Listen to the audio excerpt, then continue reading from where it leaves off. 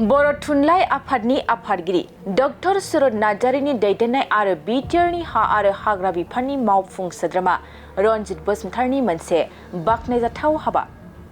बर' हारिनि थाखोमाना थानाय जारिमिनखौ बोखांफिननो थाखाय आवगायदों मावफुं सोद्रोमा रनजित बसुमतारि आरो बर' थुनलाइ आफादनि आफादगिरि डॉक्टर सुरत नार्जारि बिथांमोनहा।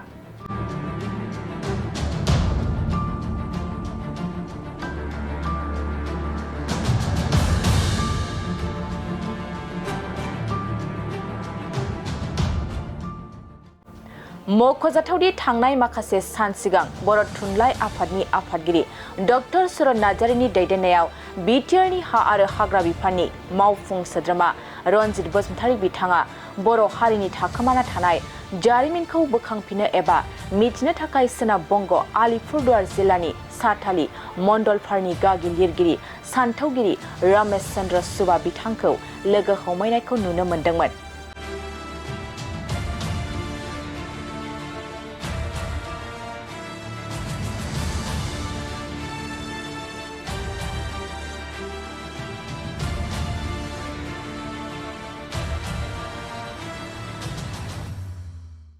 थिग बेबादिनो दिनैबो रुपनाथ बसुमतारिनि न'आव थांनानै बिथांखौ लोगो हमहैदोंमोन। रुपनाथ बसुमतारिखौ लोगो हमहैनानै बिथांनिफ्राय गोबां बाथ्रा मिथिना लायो।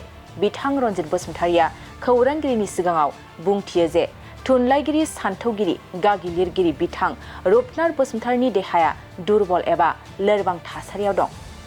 बिथाङा दासान्दि बाथौ धोरोमनि सायाव रिसार्च खालामगासिनो दं, लिरगासिनो दं। दा जोङो सार रुपनाथ बसुमतारिनियाव दंफैयो। बिथाङा बर'नि धोरोम बाथौ धोरोमखौ लानानै रिसार्च खालामबाय दं, लिरबाय दङ आरो बर' थुनलाइयाव बिथांनि जा बिहोमा बे बिहोमाया जोबनो गैया। बिथांनि सोलेरनि हालोदा खोब दुरबल अबस्थायाव दङ।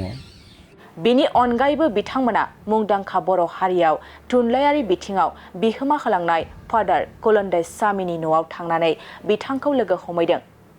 मख'नो गोनांदि फादार कुलन्दै स्वामी बिथाङा जाय समाव बर' हारिनि गोबां लिरगिरिफ्रा लेखा लिरनानै सुजुनो हायाखैमोन, पाब्लिश एबा सेबखांनो हायाखैमोन। बर' हारिनि लेखा दिहुननायाव फादार कुलन्दै स्वामीया गोबां बिहोमा होलांदों। बिथाङा बर' हारियाव गोबां मावलांनाय जारिमिन दं। बे समाव बिटिआरनि मावफुं सोद्रोमा आरो बर' थुनलाइ आफादनि आफादगिरि डॉक्टर सुरत नार्जारिया बिथांमोननिफ्राय माखासे बर' हारिनि सिंनि गुमुर संदानानै रायजो राजाफोरनि सेराव लाबोनो नाजानाया थुलुंगानि फुंखा।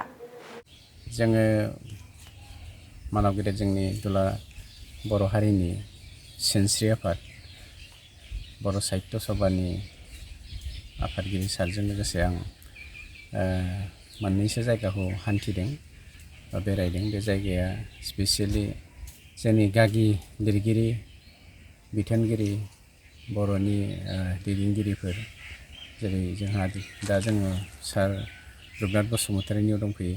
बिथाङा बर'नि धोरोम बाथौ धोरोमखौ लानानै रिसार्च खालामबाय दं, लिरबाय दङ आरो बर' थुनलाइयाव बिथांनि जा बिहोमा बे बिहोमाया जोबनो गैया। बिथांनि सोलेरनि हालोदा खोब दुरबल अबस्थायाव दङ। दिनै 83 बोसोराव आगान होफैगासिनो दङ। कमप्लिट जालांबाय, दाखालि कमप्लिट जालांबाय। दा ओमफ्राय बिथांनि न'आव जों बेरायफैदों आरो स्पेसियेलि बेयो जोंनि सारनि दैदेननायाव गाइडेन्सआव जादों। ओमफ्राय एसे सिगांसो जोङो फादार कुलन्दै स्वामीनि रुमावबो जों थांदों, बिथांखौबो लोगो लाहैदोंमोन। बिथाङाबो बर' थुनलाइ सिबिनायाव जथेस्थ' बिहोमा दङ। बर' लिरगिरिफ्रा गोबां लेखा लिरनानै सुजुनो हायाखैमोन, पाब्लिश खालामनो हायाखैमोन। फादार कुलन्दै स्वामीया बर' लेखा पाब्लिश खालामनायाव, सुजुनायाव, दिहुननायाव जथेस्थ' हेफाजाब होबोदों। बेनि बिहोमाखौबो जों बुंनानै फोजोबनो हाया। आरो बेनि अनगायैबो बर'नि गेजेराव गुबुन गुबुन धोरोम दङब्लाबो, जेरै बिथाङा सासे ख्रिस्टियान पाद्रि जानानै बा मिसनारि जानानै बर' राव हारिमु थुनलाइ आसार खान्थिखौ धोरोमा जे मोनसे आलादा बेसाद, राव हारिमु थुनलाइया जे मोनसे आलादा बेसाद, बेखौ बिथाङा दिन्थिलांदों बर' हारिनि गेजेराव। आरो गावनो आं बर' होननानै लाग्रा गुबुन हारिनि गेजेराव फादार कुलन्दै स्वामीयाबो सासे। जों बिथाङाबो दिनै 84 बोसोर कमप्लिट जालांबाय बिथांखौबो जोङो लोगो हमदोंमोन बिटिसि हालामल' नङा आसामाव बेंगलाव गुबुन गुबुन रायजोआव हादोराव जेसेबां मानि गागि बर' दैदेनगिरिफोर दङ बिथांमोनखौ लोगो हमनानै जोङो बिथांमोनजों ओरैनो सभागिता लालायनो थाखाय बे हाबाफारिखौ लानाय जादों।